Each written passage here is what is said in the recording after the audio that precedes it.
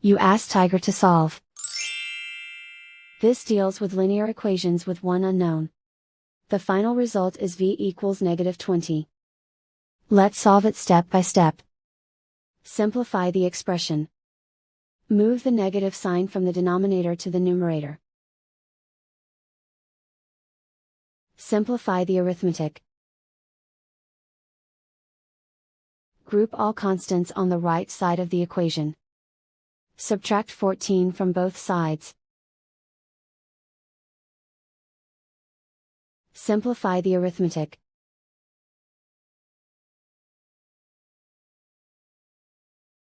Isolate the v.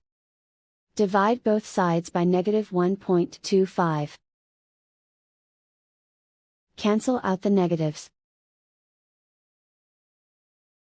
Simplify the arithmetic. Move the negative sign from the denominator to the numerator. Simplify the arithmetic.